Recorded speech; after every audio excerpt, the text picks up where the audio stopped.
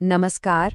आज बात करेंगे उत्तर प्रदेश के एक छोटे से गांव की, एक ऐसी कहानी जो रोंगटे खड़े कर देती है। जी हाँ, हम परत दर परत खोलेंगे कालीपुर स्टेशन के उस प्रेत की किंवदंती को जो आज भी वहाँ के लोगों के जहन में जिंदा है। सोचिए जरा, क्या होता है जब कोई इंतजार कभी खत्म ही ना हो।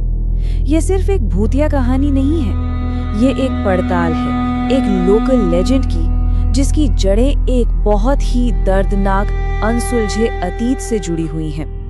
तो चलिए इस रहस्य में थोड़ा और गहरे उतरते हैं। तो सबसे पहले बात करते हैं इस किंवदंती की जड़ों की, मतलब ये सब शुरू कहाँ से हुआ।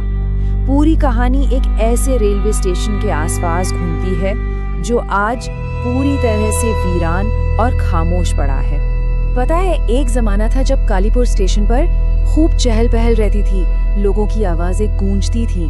पर आज ये जगह जानी जाती है सिर्फ अपने भयानक सन्नाटे के लिए, और हाँ, उन कहानियों के लिए जो कहते हैं कि सूरज ढलते ही यहाँ सांस लेने लगती हैं। देखिए, इस किंवदंती की ना 3 बहुत अहम कड़ियां हैं जो लगभग 2 दशकों से लोगों के जहन में घर कर गई हैं। पहला, एक औरत की दर्दनाक मौत। दूसरा, ठीक आधी रात को सुनाई देने वाली एक अनदेखी ट्रेन की आवाज।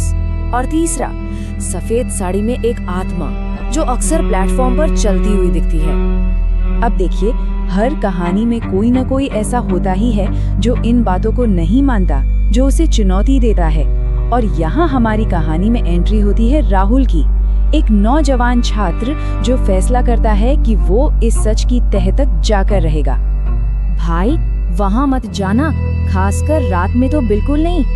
ये शब्द थे राहुल के दोस्त अमित के, और उसकी आवाज में वो डर था, वो खौफ था जो उस गांव के हर शख्स के दिल में बसा हुआ था। पर राहुल, वो तो ठहरा स्केप्टिक। उसने अपने दोस्त की इस चेतावनी को बस हंसकर टाल दिया और मन में ठान लिया कि आज रात तो वो जाकर खुद देखेगा सच। जो भी हो, आज रात सामने आकर रहेगा। और फिर वो सफर शुरू होता है। रात के 11:30 बजे राहुल अकेले ही स्टेशन के लिए निकल पड़ता है।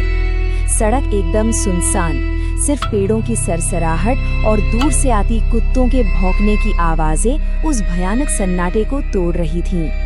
और जैसे जैसे वो स्टेशन के करीब पहुंचता है, वो अकेलापन और वो सन्नाटा और भी गहरा होता जाता है।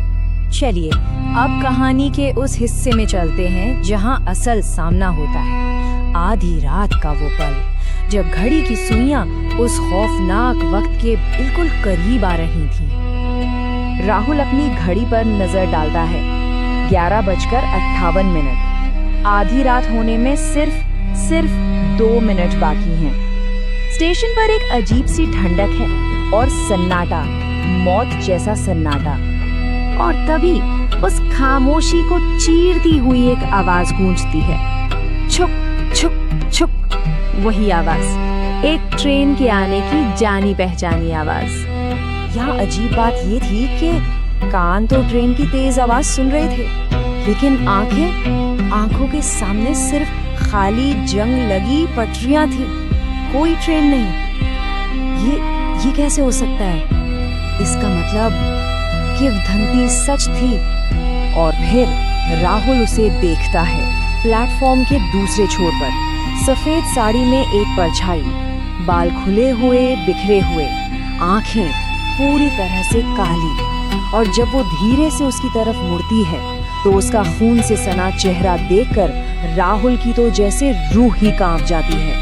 और फिर वो आत्मा एक बहुत ही भारी डरावनी आवाज में पूछती है, तुम क्यों आए हो यहाँ? वो सीधे सीधे राहुल से सवाल कर रही थी। वो चिल्लाती है उस शख्स के बारे में जिसने उसे धोखा दिया था, जिसने उसे यहाँ स्टेशन पर मरने के लिए अकेला छोड़ दिया था। तो अब जाकर वो राज खुलता है जिसके बोझ तले उसकी आत्मा आज भी भटक रही है। एक धोखे की कहानी और एक दर्दनाक इंतजार जो कभी खत्म नहीं हुआ।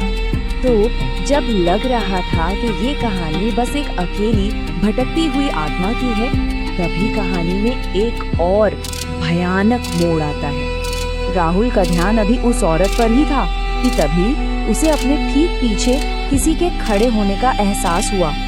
कोई उसके पीछे खड़ा था, वो अकेला नहीं था।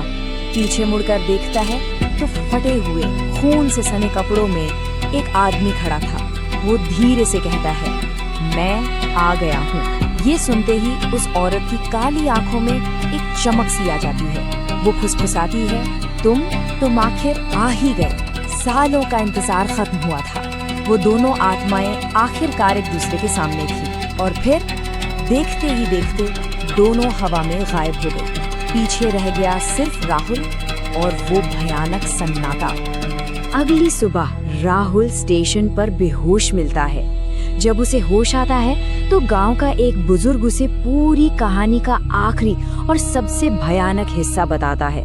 वो कहता है, बेटा, जिस आदमी को तुमने देखा वो तो 20 साल पहले ही मर चुका था और वो उसी औरत का प्रेमी था।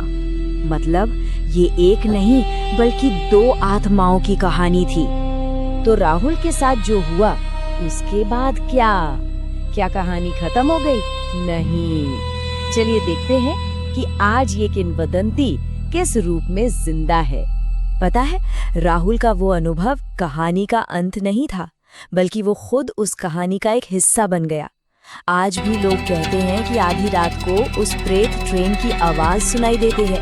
कभी कभी उन दोनों यानी उस आदमी और औरत की आत्माओं को प्लेटफॉर्म पर मिलते हुए भी देखा जाता है। और एक बात जो सब कहते हैं कि जो कोई भी उन्हें देखने की कोशिश करता है वो फिर कभी पहले जैसा नहीं रहता। तो इस पूरी कहानी से क्या सीखने को मिलता है? शायद यही कि कुछ जगहें सिर्फ कहानियां नहीं होती, वो दर्द की, इंतजार की और एक अधूरे प्यार की जीती जागती सच्चाई होती हैं। और यहीं पर एक सवाल मन में आता है कि आखिर क्यों कुछ कहानियां हमें सिर्फ कहानियां नहीं लगती। शायद कालीपुर स्टेशन जैसी किंवदंतियां इसीलिए जिंदा रहती हैं क्योंकि वो कहीं ना कहीं हम सब के अंदर छुपे हुए दर्द, बिछड़ने के गम और इंतजार की उस भावना को छू लेती हैं जिसे हम सब समझते हैं।